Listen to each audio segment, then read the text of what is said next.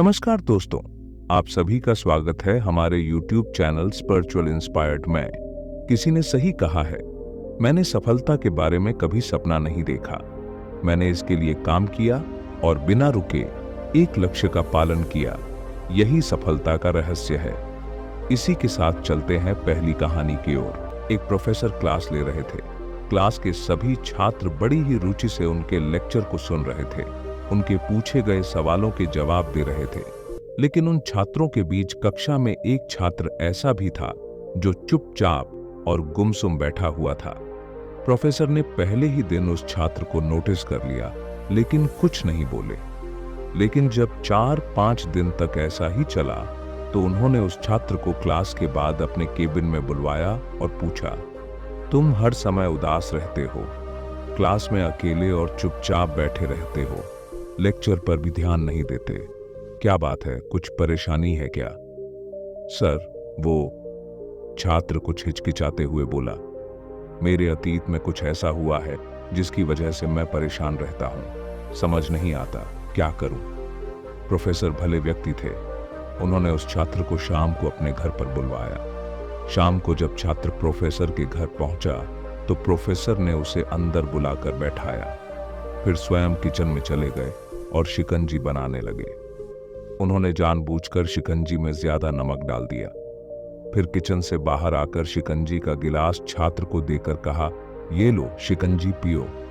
छात्र ने गिलास हाथ में लेकर जैसे ही एक घूंट लिया, अधिक नमक के स्वाद के कारण उसका मुंह अजीब सा बन गया। ये देख प्रोफेसर ने पूछा, क्या हुआ, शिकंजी पसंद नहीं आई? नहीं सर, ऐसी बात नहीं है, बस शिकंजी में नमक थोड़ा ज्यादा है। छात्र बोला, अरे अब तो ये बेकार हो गया, लाओ गिलास मुझे दो, मैं इसे फेंक देता हूं। प्रोफेसर ने छात्र से गिलास लेने के लिए अपना हाथ बढ़ाया, लेकिन छात्र ने मना करते हुए कहा, नहीं सर, बस नमक ही तो ज्यादा है, थोड़ी चीनी और मिलाएंगे तो स्वाद ठीक हो जाएगा। ये बात सुन प्रोफेसर गंभीर हो गए और बोले, सही कहा तुमने, अब इसे समझ भी जाओ, ये शिकंजी तुम्हारी जिंदगी है। इसमें घुला अधिक नमक तुम्हारे अतीत के बुरे अनुभव हैं। जैसे नमक को शिकंजी से बाहर नहीं निकाल सकते, वैसे ही उन बुरे अनुभवों को भी जीवन से अलग नहीं कर सकते। वे बुरे अनुभव भी जीवन का हिस्सा ही हैं। लेकिन जिस तरह हम चीनी घोलकर शिकंजी का स्वाद बदल सकते हैं, वैसे ही बुरे अनुभवों को भूलने के लिए जीवन में मिठास तो घोलनी पड़ेगी ना। इसलिए मैं चाहता हूं कि तुम अब अपने जीवन में मिठास घोलो। प्रोफेसर की बात छात्र समझ गया और उसने निश्चय किया कि अब वह बीती बातों से परेशान नहीं होगा। जीवन में अक्सर हम अतीत की बुरी यादों और अनुभवों को याद कर दुखी होते रहते हैं। इस तरह हम अपने वर्तमान पर ध्यान नहीं दे पाते और कहीं ना कहीं अपना भविष्य बिगाड़ लेते हैं। जो हो चुका उसे सुधारा नहीं जा सकता, लेकिन कम से कम उसे भुलाया तो जा सकता है, और उन्हें भुलाने के लिए नई मीठी यादें हमें आज बनानी होंगी। जीवन में मीठे और खुशनुमा लम्हों को लाइए, तभी तो जीवन में मिठास आएगी। एक राज्य में एक बार एक सन्यासी आया और सीधा राजा के महल में चला गया। उस सन्यासी की वेशभूषा को देखकर राजा के किसी भी सिपाही ने उसे अंदर जाने से नहीं रोका। वो सन्यासी सीधा राजा के दरबार में चला गया। सन्यासी को अपने सामने खड़ा देख राजा ने उनसे पूछा, आप कौन हैं और क्या चाहते हैं? सन्यासी बोला, मैं एक आध्यात्मिक गुरु हूं और प्रवचन देने के लिए दूसरे राज्य जा रहा था, लेकिन अब दिन ढलने को आया है, तो मैं आज रात आपके महल में ही रुकूंगा। रात बिताने के लिए बस मैं थोड़ी जगह चाहता हूं। सन्यासी की बात सुनकर राजा बोला, ये एक राजा का महल है, कोई विश्राम स्थल नहीं, जो आप यहां रात में रुकना चाहते हैं।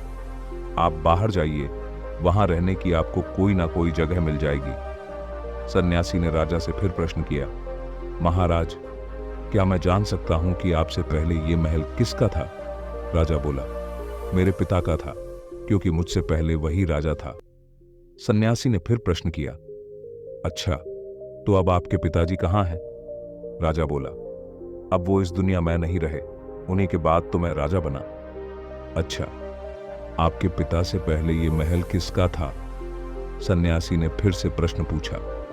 राजा को अब गुस्सा आने लगा, लेकिन फिर भी उसने शांत होकर जवाब दिया, मेरे पिता से पहले ये महल मेरे दादाजी का था और अब वो भी इस दुनिया में नहीं है। अब सन्यासी बोला, ये जगह जो ना कल तुम्हारी थी और ना ही तुम्हारे जाने के बाद ये किसी और की होगी। इस संसार में लोग कुछ ही समय रह पाते हैं और फिर चले जाते हैं। जहां हम अपना समय बिताते हैं वही हमारा विश्राम स्थल है। ना तुम इसे अपने साथ लेकर जा पाओगे, ना ही कोई और। बताओ, ये महल एक विश्राम स्थल नहीं है तो और क्या है?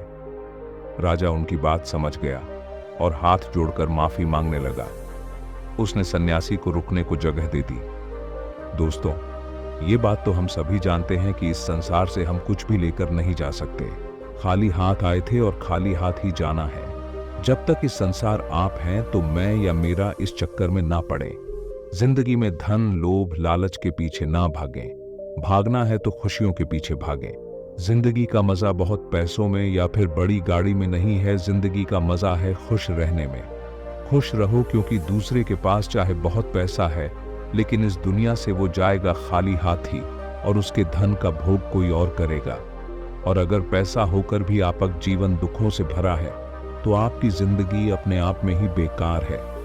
याद रखना और इस पर गहराई से सोचना, आलीशान जिंदगी से बेहतर है एक खुशहाल जिंदगी।